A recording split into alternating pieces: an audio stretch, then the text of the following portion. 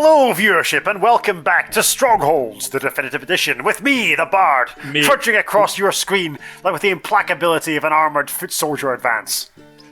Oh, sad we haven't actually got to foot soldiers yet. With me, the Doctor. And me, the Sprite. I've forgotten just how much of the opening period of this game you have archers and nothing else. But we're now into Act 2 of 4, Taking a Stand. I mean, we're blitzing through it, but I assume it's slow. Clear. It both slows down as missions get longer and also just much harder.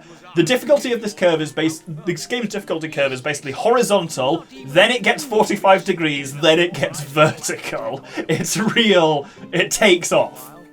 I could see that. There's a lot I'm enjoying about this game. It feels very robust for a game which is 20 years old. Yeah. It's one of those ones where, I fired up this version to the definitive edition and had a little play around it. I was like, they've not even remastered it. It basically looks the same. Then I fired up the old version. I was like, oh. Oh, yeah. Yeah. Especially because the older version also took a lot of effort to even get it to fire up in the first instance, because it's an old game. As Woolsack reads the letter, you and Sir Longarm look on like a pair of naughty schoolchildren. Ugh. Oh no, not the pair of naughty schoolchildren. He's blockaded our county doctor. We can't let him away with that. Yep, and we're not going to. Well, we have to deal with him a bit. To consider a truce once we withdraw our troops. Yeah, as you can see, so Lord Woolsack is a bit more of the voice of reason, even if he's a bit of a boring bastard. Well, Sir Longarm is a bit more of a loose cannon. And we've been secretly following Sir Longarm's instructions for the last couple of missions, and Woolsack is not particularly happy with that. Leaving the Lords to discuss the important details of your next mission. Finally, a red-faced Sir Longarm storms out of the room to give you... Now, this raises an interesting point. So Sir Longarm seems to be specifically some kind of knight, and the notion of knightliness is kind of controversial. It's doubtful whether in 1066 there's anyone running around that we would really consider to be a knight. So people talk about... See, this is why I used the phrase bannerman earlier, yes. Because I think that's a more accurate one, yes. So people talk about Normans having the first knights, but notoriously they haven't arrived in England yet by 1066. I mean, they're about to turn up. Oh, there's a massacre, Doctor! Yep. Shockingly, our ability to go and treat with the rat, there he is. Shockingly, it was a trap! Dun dun dun! Build a large fortification and prepare your troops to Duke de Puce's arrival. Use the masons I sent you to quarry stone and build a strong and permanent castle here. Right, where are we going? I don't know that there were many, if any, stone castles in 1066, but that's fine. It's a game. Certainly the Normans will have brought them. So there's two signposts, there and there. Brought them over brick by brick? You're an idiot. It was worth it. Oh, there's a bear down there. Shit, we don't want to... we want to be away from the bear a bit. And really, I actually want to be quite close to this quarry. The granary will put generally near... Also, so you can quarry more stone and build stone... I presume quarries stone walls? Quarries are a lot tougher to work with because the masons can't just physically carry the stone back to the stockpile. You need an ox to carry the stone for you. We'll get to that in just a second. Let's... Oh, too close to signpost. Let's get some wood production coming. That bear's going to be a bit of a problem, but we'll deal with it. You need some archers. Yeah. Go get the Lord to fight him. No. do it. Go on. What the fuck are those cats doing? They're just running around like mad lads. Right. I didn't know there were bears in this game. Can I give a fun story about a bear, which is actually very contemporaneous to the period we're talking about? Yeah, sure. So in 1095, the First Crusade kicks off to win back the Holy Land, and for various reasons, it's a resounding but unexpected success. But one of the leaders of that crusade is a guy called Godfrey of Bouillon, and he dies after he fights a bear in hand-to-hand combat. Wow! But he wins, and he dies a year later from his injuries. So he's seen as he's basically the archetypal medieval badass.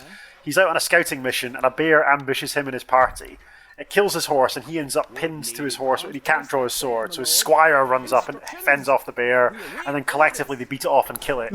But because of the injuries he sustained whilst being mauled by a bear in his late 50s, by the way, he dies about a year later, unfortunately. Jesus. I was hearing Sorry, go on. On you go. No, I was. Well, I'll let you finish yours. well, basically, even though mauled by a bear, but like a year after he's mauled by the bear, he is notoriously the first knight to make it over the walls of the Kingdom of Jerusalem. So when they're besieging Jerusalem, they create a giant siege tower. And at the age of like, I think he's 61, but like his birthday is a little bit... You've talked about this guy before, because this story suddenly rings a few bells. No, I'm the guy I've talked about before is William Marshall, who we're going to come on to, who's a little bit later. But Godfrey of Bouillon, he's at the top of the siege tower with a shield, and he kind of leans around the side of the siege tower with a crossbow, firing it one-handed over the walls of Jerusalem. Jesus, that's pretty cool. And like after Jerusalem is conquered, he's offered the position as the Christian king of Jerusalem, but he refuses to accept the title of king because he doesn't think he's worthy, and he dies like 6 months after being offered the honor. I think he's the Lord Protector or something of Jerusalem. Yeah. But absolutely, I mean, deeply problematic figure because he massacred a whole bunch of people in a religious war, but kind of a badass. Yeah. No, the story I was going to say was I was hearing a thing about it's a few 100 years or so after this of a lord who used to brag that he killed a bear, that he went to Scotland and killed a Norse bear, and everyone was like, what the fuck are you talking about? Turns out a bear had come down, like a polar bear had come down from Svalbard or something like that, and ended up in Scotland. The Scots had trapped it and were just like keeping it kicking around like for fun, and this guy basically just went in the night and just like shot with a bow like a starving, wounded bear in captivity, and then went back to England telling everyone he'd killed a bear. What a very English thing to do. Okay, right. Far be it from me to defend the English, but that's a hunter thing to do of any kind. Yeah, that's basically modern trophy hunting, I suppose, Yes. in a nutshell. Well, like, but the bear was in captivity, right? He didn't hunt the bear. No. It was. No, but that's what modern hunters game do. reserves or something like that. They Yeah. fucking Oh, yeah, like- go out and pick them off and then stand over their corpses being like, ha, my rifle was superior. It's like, great, you genius. There's a really, really good Louis Theroux documentary about how terrible trophy hunting is, basically, Yeah. but how bizarrely vital it is to things like conservation efforts, which is really counterintuitive. There's a lot of icky stuff about whether we should be encouraging that, of like, if it helps conservation, like, it's a good thing, but also not. It's icky. I concur. You have a much more developed opinion about this than I do, Doctor. So, I mean, my area of expertise is the Crusades, so I'm not going to weigh in on this. That's a bit like saying we need widows and orphans to be taken care of, so we'll turn them into brothels. We'll turn women and children into brothrothals. As in care homes for, Yeah.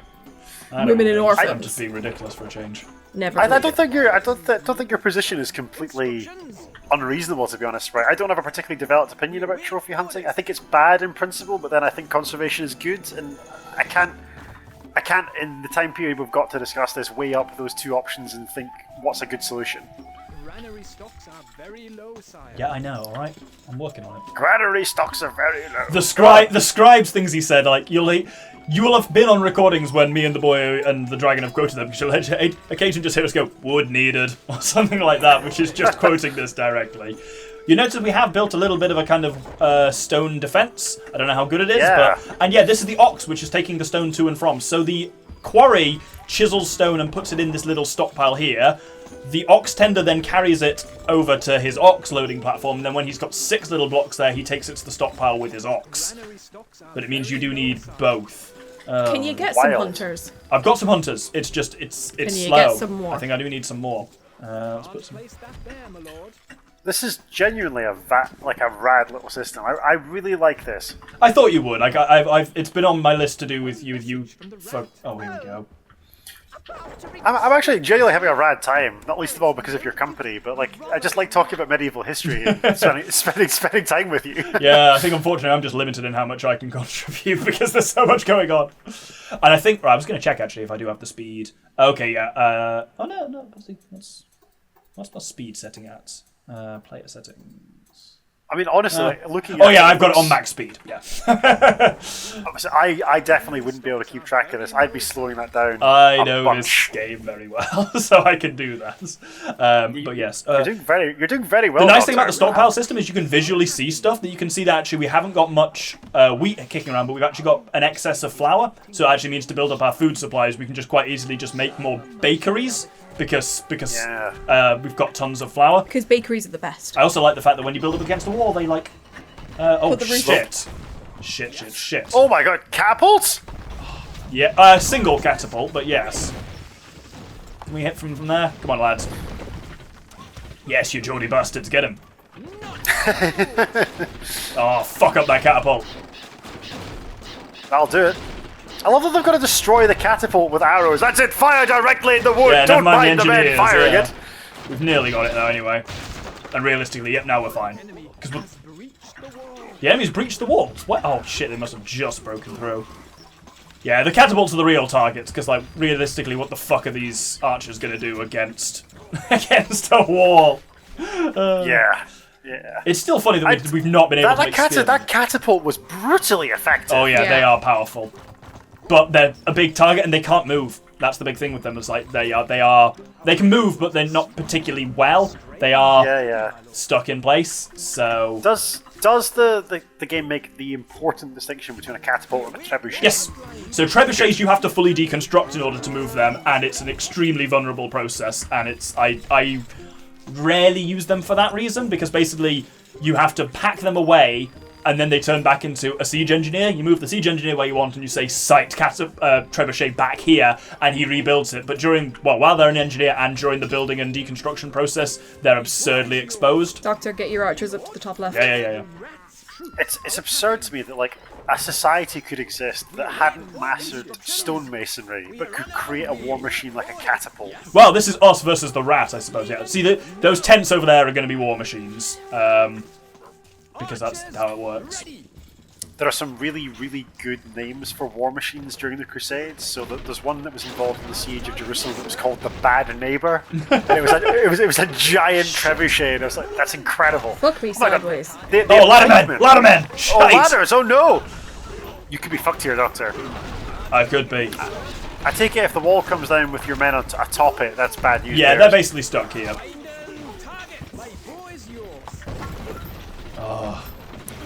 That's not looking great. I take it the trebuchet is ineffective against infantry. Pretty much. It can do some stuff. That's why cows come in, is that it makes them effective against infantry. You'll notice I've actually brought my archers back up just to the keep to actually fight against units like that. Fall back to the second level! Yeah, pretty much. It's still annoying that I can't really get land units. Which of course is the purpose of having a keep, is that, like, you can fall back to it. Exactly. Once your walls are breached.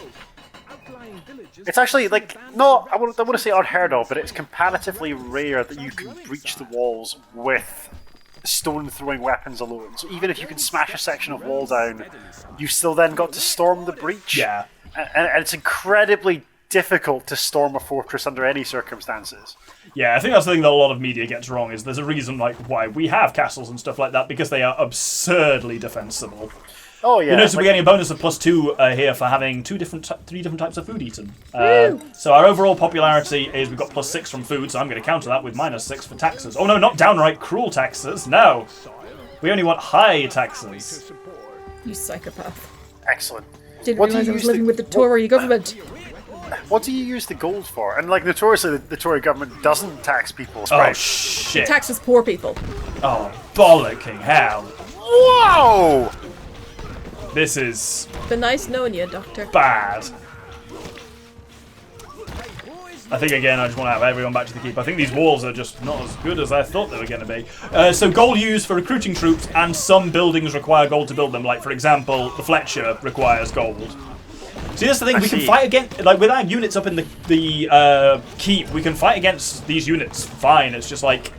catapults. Yeah, but realistically, once all the spearmen are taken care of, we can just then move in. Like, the laddermen are no threat. I take it, like, the strategy here is to, like, fend off, if you had them, fend off the attack and then send your ground troops to go and deal with Yeah, it's catapults. annoying that it still hasn't given me any form of ground troops. I forget how long this game gives you just archers for. Which is weird, given that archers are, historically speaking, terrible in this period. Yeah. Like, missile warfare isn't really a thing. You use it to disrupt a formation, or to, like, try and scatter troops, or, like, skirmish, or you send your archers out, they fire some arrows, they run away again. Yeah. It's not how you conduct pitched battles in this period. Right, I'm going to reinforce the walls a little bit. You'll see what this looks like when I actually zoom out of it a little bit, because we are that'll actually be crenellating pretty the cool. walls. Ooh, what does that do? Is that... Like, they look like that now. Is it So it'll defend archers on him a lot better, as well as just reinforcing the wall. As long as I can just get it up before this next wave of the rat comes in. That's pretty damn cool, actually. But it's up. There we go. Now we're talking a bit more. That's actually really cool. I really like that. You are Oh a my simple God. man, Fucking Bard. shit ass. Why are you guys. always surprised? It's just so many trebuchet catapults. And fucking laddermen. Yeah, the ladder men are fine because like gracious. people climbing the walls isn't as much of a problem as people destroying them, frankly. But the crenellations are almost- holding off a lot better. Yeah. It's incredibly difficult to scale the walls of a fortress. I mean, not least of all because like sometimes they're like 40 feet tall. The walls. It's like Oh, a the 40-foot spearmen are ladder is poking it really down. difficult to- God's sake. I think we might be fucked in this one, lads. I don't see what you've done wrong. You seem to have built up quite a mighty Oh, fortress and a strong bollock. Yeah, we're economy. fucked. We're fucked. Guess he Well, there's needed a lot more of them there. archers. Please tell me there's not horrible pillaging and like murder and rape animations. No, That'd be they very just killed sad. the Lord and that's it. And the rat Oh gloats. no! I Oh, love how Doctor, you're like, dead, but I feel you've got for you. 100%. Look at them. They're running around to eat all your cheese, the bastards. Not the cheese. Not the cheese! What will become of Daisy and Clover, Doctor? Right. I'm going to slow it down a little bit because the combat is just a bit too fast. Yes. I did think you were blitzing through this. Bring it down to 60. But then since everything else is slower is the problem. I think I might set up camp more in this corner and make a bit more of a defensive position. And basically have a keep and a very small wall. Are you sure you... Maybe like a double envelopment? Do you have enough stone to quarry like 2 walls? Yeah, oh yeah, easily. Right, so the problem is going to be here now. Getting the stone... Stone is going to be a lot more annoying to get. So I'm going to start that off right the fuck away with probably 2 oxen? No, just 1 ox for now, I think. And we need to get food off the ground nice and quickly. So I want to build a couple of wheat farms out there. They're going to be outside of the wall, but that's fine. Hunter's post we can have. That bear's going to be a bit of a problem in the first instance, but that'll go pretty quickly. They do say that like the definition of insanity is trying the same thing over and over again. So at least you're varying your tactics. Oh shit, well, there we go. I wish that I could advise you, Doctor. No, we But, just got to When we wait. did Dawn of War, I could give you lots of tactical advice, and like obviously I can't in this game. So No, sorry. it's fine. It is just to say about doing anything different. As you say, everything is just moving a bit slower now. 45 is the game standard speed. I'd had it at 90 and I've now brought it down to 60. So it will everything will take a bit longer, but that is fine. You need that as you go into the harder levels, definitely. Yeah, don't worry. There's plenty of chat we've still got. So like, absolutely. not least of all the fact that what the rat is doing makes no sense. So you would never try and take a fortress by storm, or you would almost never try and take a fortress by storm. I think we're meant to think the rat is a bit unreasonable. Oh, it's a bit stupid, yeah. There's an option in this game, I haven't got it enabled. I don't think you can actually turn it on in the campaign, but there's an option in later ones called Strong Walls, which basically just means it is literally impossible for anything other than siege engines to take down a stone wall. Which kind of makes sense a bit more, yes. Very accurate. It's like a nice thick wall here. Yeah. That's it. And get Good your thick boy. crenulations in as soon as possible. Yeah, well, I've still got a decent bit of stone for now. It won't last forever, but I'll just fill that all in. Yeah, I do a lot of the building in this kind of like flattened mode because it's then just easier to see what you're doing. But It looks very... This is actually quite sophisticated given its age. very much so. And like I said, the remaster is purely graphical, audio, and that's basically it. They haven't done anything to the AI or any things like that. You are encountering like a valid medieval military problem. So it's like, do you keep your peasantry and the people that you need to keep your civilization functioning within the walls of your fortress, and then you have more mouths to feed and more like vulnerable people that are basically non-combatants, or do you keep them outside your walls on the understanding that in times of conflict either you shut your gates and they starve or die or are kidnapped or killed or captured, Yeah. or you admit them and then you get more mouths to feed anyway who are not producing anything. Yeah, there's definitely a thing of like where you cite stuff, and you'll notice here I'm not citing a lot of everything in here is basically going to be military production. So wood, the armory, the barracks, and the Fletchers are all going to be very firmly inside the keep. Everything else is going to be outside. Stone production is going to be slower, but we should need less of it because we only have to defend this thing. Because one of the everyone was basically spawning here was a lot of the problem. I think I also want some archers out and about in this one as well to tackle those things as soon as they appear. Basically, can you build a secondary keep? no. Okay. It was something I only learned about very recently, despite being someone who really does love history, that the notion of weaponizing civilians. So, like, if you're under siege, right, what you can do is you can expel the non-fighting populace of, like, whatever your town, city, fortress is.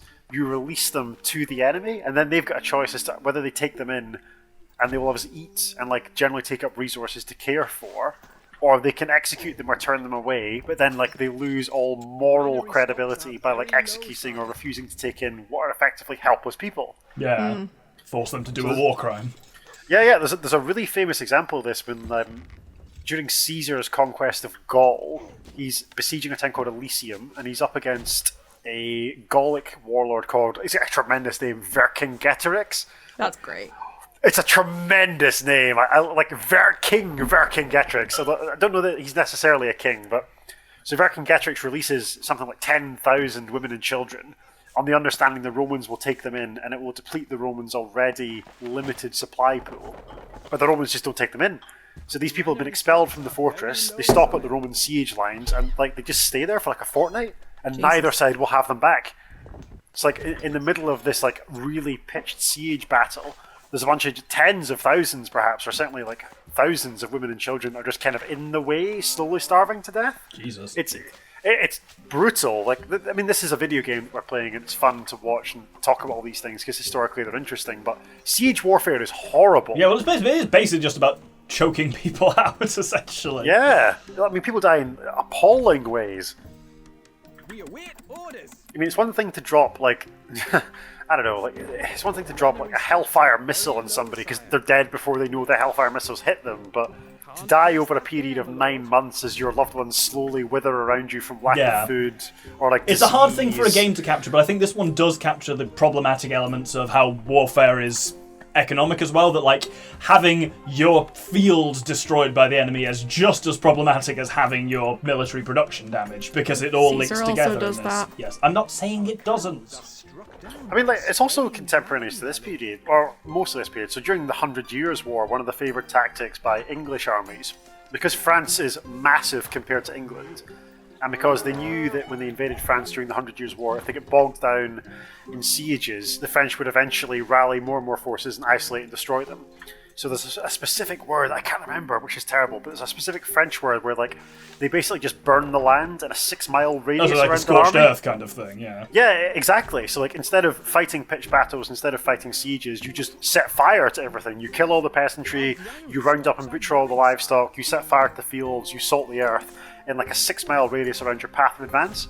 So you basically cut, like, an economic trench through the middle of France. Cut an economic trench is a really good way of putting it, because it is basically the same technique. Yeah, well, why, thank you, Doctor. That's one of my phrases. But Do you not have a hunter? I do have one, but I'm going to make another couple of ones out there, just because. Yeah, what I'm mainly trying to do is not, rather than having multiple types, I'm just trying to get a really solid wood bread chain going, and then I'm just going to crack the rations up, and then use that to fund my warfare. Yeah, but bread without butter or cheese is pretty depressing, Doctor. do we get longbowmen in this game? No, Doctor, or is it just archers? crossbows are your upgraded archers in a sense. Okay. Crossbows are slower to fire, but much more powerful. Are dwindling, my liege. We'll talk about that in a Yeah, moment. But like, we'll get to is crossbowmen, don't you We'll worry. get to crossbows. Is it fair for me to talk about longbowmen at this Yeah, point? yeah, So yeah. I was holding off about longbowmen because I didn't know if you would actually develop longbowmen. No, in the not context of this game. realistically, no. So we've been talking for a while, viewership, about how bows in 1066 are pretty awful, and they are. Like, bows are not a great way of killing people because they're used primarily for hunting. They're not very big, and people aren't big or strong enough to really pull them or have a draw weight on a bow which can penetrate armor. So bows are pretty awful in this period. Like, a man in chainmail is basically invulnerable to most forms of like combative harm in 1066, until the advent of the longbow about a century and a half later, which is a devastatingly powerful weapon. So they reckon that like the longbow is actually a much more efficient weapons system than even like early gunpowder weapons or crossbows. Yeah, for the. Well, see, it had two things going on there. They had, A, the effectiveness of the weapon, and B, the fact that you can practice with a longbow yourself. It's you can basically only really practice with a sword by fighting people. Whereas Yep, so- it's much easier to practice, and it's the whole reason why like the peasants' revolt happens is that peasants can learn in the off season to get pretty good with a bow in a way that no peasant can be realistically that good at, with like manual arms without training. Yeah, so I think this is disputed now, but like the conventional historical story is that Edward Longshanks, Edward I of England, who reigns in the late 13th century and maybe into the early 14th century, but he effectively goes and he's the first English king to truly conquer Wales. But like apparently during his campaign he encounters Welsh bowmen who are wielding proto-longbows. And Edward Longshanks, Edward I, quickly recognises just how devastatingly powerful this weapon is. Yeah. And he passes laws that like different counties in England are obligated to provide the crown with a certain number of longbowmen. Because and they're such a dangerous force, yeah. Yes, it's a couple of generations until he really gets to unleash them on another large European power. It wouldn't be Edward Longshanks who would truly bring the longbow to the fore of European warfare. It'd be his descendants. But nevertheless, he is the king that is historically credited, rightly or wrongly, with recognising just how devastating this weapon would be. Yeah. The comparison to gunpowder is a very interesting one, yeah, because we view them as being quite different. Like, gunpowder as being a huge thing, but actually early firearms were pretty problematic and unreliable. They weren't and great. It was amazing how much time they existed at the same time as, like, contemporaneously with, you know, armour and swords and whatnot. Right, can I just ask something? Yep. Is contemporaneously really a word? Yes. Yes. Really? Yes. As in, they were contemporary with, as they were contemporaneous with. Okay. I really like it. I think it's a fun word to say. I agree. I mean, the sprite did make me somewhat doubt my usage of it. No, the bard's been saying it all evening, and I've been meaning to, like, interrupt. I'm more comfortable interrupting you, Doctor. Wow. Well, Oh, I'm actually deeply flattered by that. I'm not. Thank Fuck you. But anyway, like the big difference between like a crossbow or indeed like early dicks. firearms. Right, sorry, just to interrupt, but talking about fucking siege warfare, they're sitting there outside of the range of my archers and just picking off my farmers, which is going to be a huge problem if I don't fucking deal with them, which I you am. should have. Welcome to Siege Warf. Now Yeah. you are thinking with sieges. Yeah. What I'd like to do, unfortunately, but the game isn't allowing me to do at the moment, would be to build a little tower here. And then have like an outpost here that I can use. So I'm going to do it with a gatehouse, and I'm aware that looks really fucking weird. But it's so I can have an advanced base where I can strike from, and if they target that, I'll be fine. Yeah. I think that's a smart decision. I'm just aware it looks weird, but I would use a tower with a single round tower would be my way of doing this, but the campaign has not yet granted me access to that. I'm going to come back to crossbows and firearms versus the longbow in a second, but is it possible for you to build a little wall around that tower and then put a Fletcher inside it? Yes, but the Fletcher still has to go to and from the stockpile, which is the keep. Oh, and he has to go right, to and from okay. the armory, which is also in there. That's the fundamental issue with that. Yeah. Yeah, and once it makes the soldiers just, with the archers just, you know, they'll waddle up that way, that's fine. That's so much cheese! That's not cheese, there's bread. There's little hot cross buns, yeah, because that's my main thing. I'm just keeping an eye on like what our flour levels are doing, and whenever there's too much flour, I'm just building an additional bakery. But Are you telling me that this game has sugar? Shh. Do you need sugar for hot cross buns? I thought they were just egg glazed. Oh Oh shit, the fuck has destroyed my fucking quarry! Bullshit. That's bad. I did wonder why I wasn't getting any stone in. Well, there we go.